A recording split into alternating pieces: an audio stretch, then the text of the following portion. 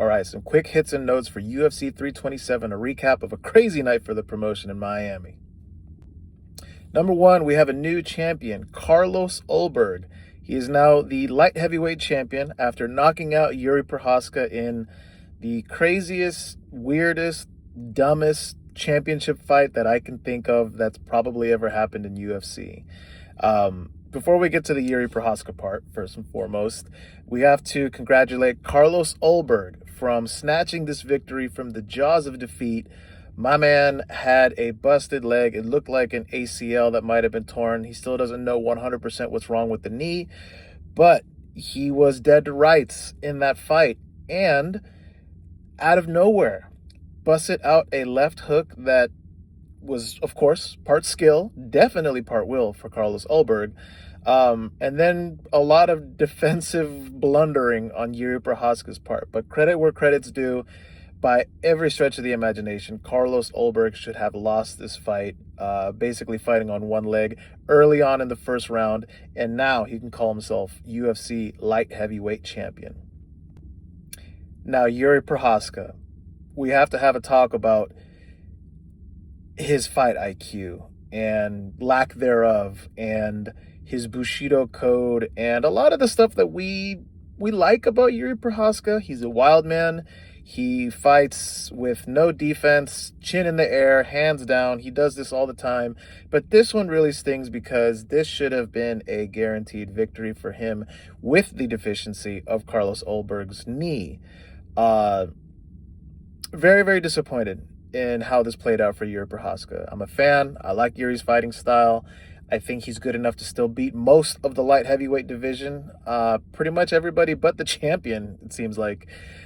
This was disappointing. What can I say? It was heartbreaking for Yuri Prochazka. He's asking for a rematch. I don't think he's going to get it. Could he find himself in a title fight pretty soon? Even maybe a vacant title fight, possibly. Mainly because Carlos Ulberg could be out for quite some time. So we'll see how the light heavyweight division plays out.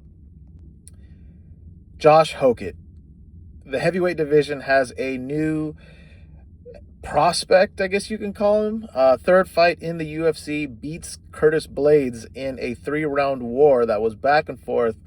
The shtick, the characters that he played, the press conference antics, a lot of the weird shit that he says, not a fan of it necessarily, but the heavyweight division in UFC is basically on life support at this point, and we could use some excitement, some heavyweight prospects, and Josh Hokett is getting the fast track, maybe not necessarily to a title shot, but immediately after this fight, Dana White booked him to fight on the White House card against Derek Lewis.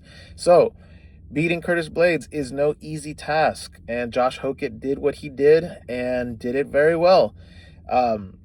He's kind of small for the weight class. He does not have punching power at heavyweight. Curtis Blades, I mean, he's only been knocked out by the cream of the crop, but heavyweight got exciting all of a sudden, and that is large in part due to Josh Hokett.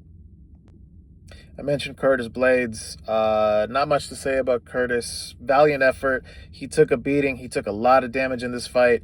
Couldn't fight his fight. Josh Hokett has very good takedown defense, and Curtis, it's just one of those guys. He meddled in the top 10, top 5 at times, just could never get to that championship level.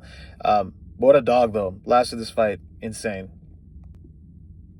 And last but not least of the main card, Cub Swanson. Salute, brother. That was the retirement fight, and what a way to go out to end the career. Retiring on top with a KO win. That never happens in MMA. But other than that, that was a fun card. UFC 327 in Miami definitely delivered. Paramount needed this one bad. UFC needed this one bad. And this was a fun round of fights. So let's see on to the next one.